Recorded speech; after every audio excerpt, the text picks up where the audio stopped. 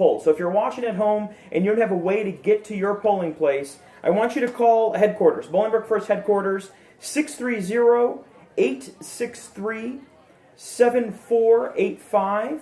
Call headquarters, let them know that you need a ride to the polls. They open at 6 in the morning and they stay all the way open until 7 in the evening. Or you can call me. Or you can call Ron. How would you like a ride to the polls from Mayor Claar? Good evening from the home of Mayor Roger Claar, Village of Bolingbrook Mayor Roger Claar. This is our third video. Mayor Claar, when did you move into this beautiful home? January of 1981, actually in the middle of an election for village trustee. A little awkward taking the day off to move in during a campaign. You don't have that luxury at time. Please get out and vote.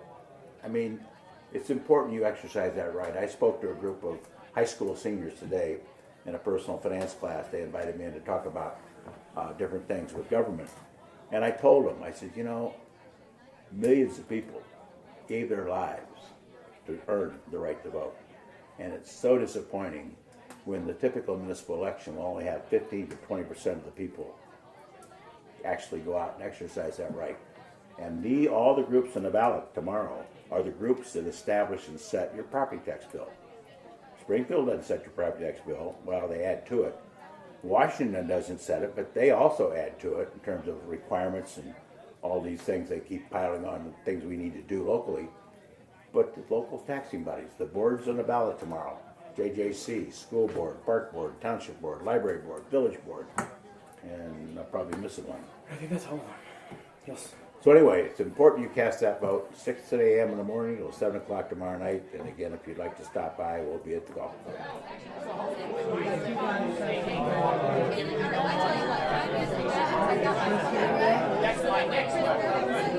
People are enthused, they're excited about Bolingbrook, and they don't want to see things go in a different direction. They're very happy with the way things have been. Well, you asked about the good things.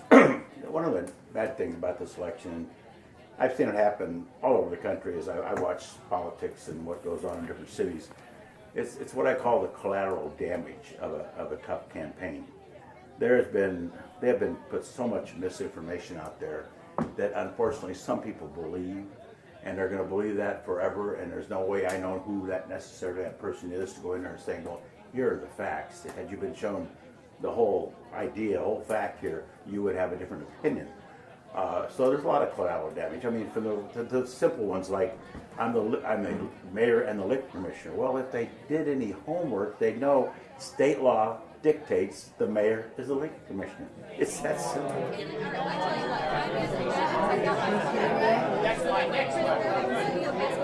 This is a nonpartisan election. Oh, excellent point.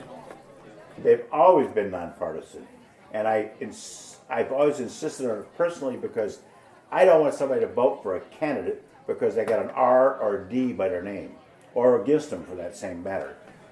There's no such thing when you're talking about the administration and carrying out of police, fire, and public works are 3 charges. There's related things, but those are the 3 main ones. There's no such thing as a Republican or Democrat. You want somebody in there that knows how to run a city and has a track record, which I think I do, but more importantly, you don't want to elect somebody just because Dick Durbin or Bruce Rauner or somebody out of Minnesota says vote for him because he's a Democrat. Well, maybe he is, or maybe he's a Republican. But what can he do? What's his platform? What can he accomplish? We've heard none of that. And I like the local parties. We've had them in the past. We had one year we had the Target Team. We've had the Pride Party, the First Party. Those are local grassroots party put together, and they have to sell themselves because they don't have that national ID to carry around and say they are. They have to sell themselves, and that's what we always do. It's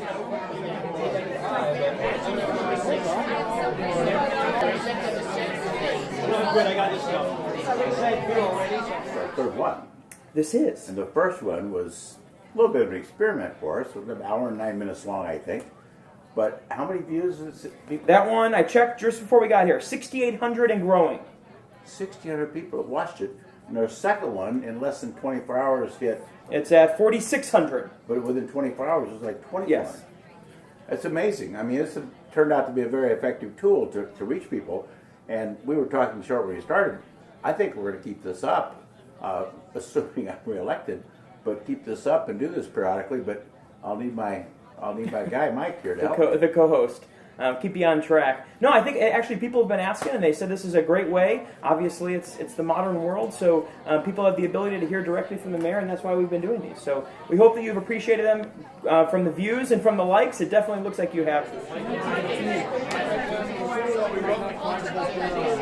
Fast forward to 2017. How did we get there? Well, hard work of a lot of people, including yourself when you were executive director of the chamber. A lot of boards and commissions, people volunteered to help out with planning and zoning and so forth. Some great staff. I'm very proud of our professional staff. And a good business attitude. And we are known as a place to go bring your business because we're right for our business. Business brings in a tremendous tax base, which helps us all out, but it also brings in jobs, jobs, and jobs. There are 30 or 40,000 jobs been brought in over the last few years. And some great companies. We have 20 or 30 different corporate headquarters. And we're run throughout the country. Correct, Mayor. That was publicized very well, and for an opposition who has major concerns over the infrastructure that you have, to not show up to the budget meeting was, I guess it's very telling of their campaign. Well, they haven't come to any meetings. They said that they were, except for the one where they were protesting, but they haven't been to the other meetings, and I find that fascinating. I mean, they are televised, so if you have Comcast, you can watch them. And one person said, I can't watch them. One of the candidates, I can't watch them because I have Xfinity. Well, okay, Comcast and Xfinity, same thing. But it's just disappointing because you like to debate these issues based on knowledge, not just speculation or hearsay. Correct. I agree. People, the residents in town, at least my neighbors and folks that I've been speaking to, get tired of hearing rhetoric. If all it is, especially negative rhetoric, if that's all that it is and there's no substance and they don't come to the budget workshop, that's very disappointing.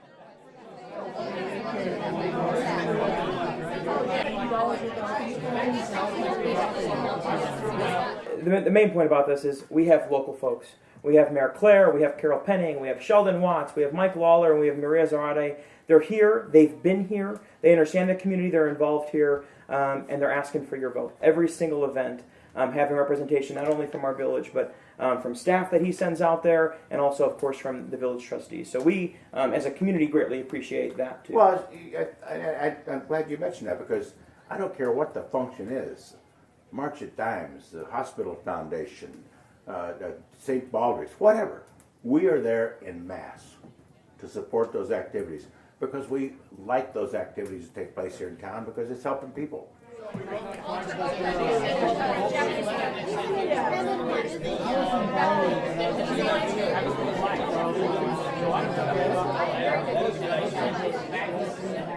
of the nicest thing that's happened this campaign for me personally is, and I haven't had a lot of serious opposition over the years, there's no question. People have been so satisfied with the direction we're going.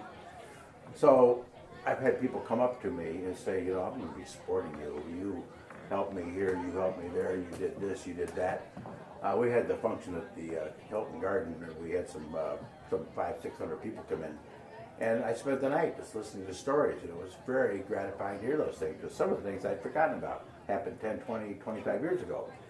So, and then hearing those, plus the volunteers that have come in, I mean, they've walked in. We're not calling them up and browbeating them. They come in. We don't bus them in the 47th Ward in Chicago or some other unknown place in the city of Chicago. These are people who live in Bolingbrook, coming out to help. At 11:30 at night, replying to comments, residents who have things. There's a great Facebook page in town. People will post, we think that the speed limit needs to be changed here, or we think that there's a skunk issue here, and I will tell you, this man responds to every single resident's issue. Especially when folks, tag him, make sure that he knows that the issue is going on. He responds to it personally. I don't want to see that change. I'm a resident here in Bolingbrook, and I want that to continue.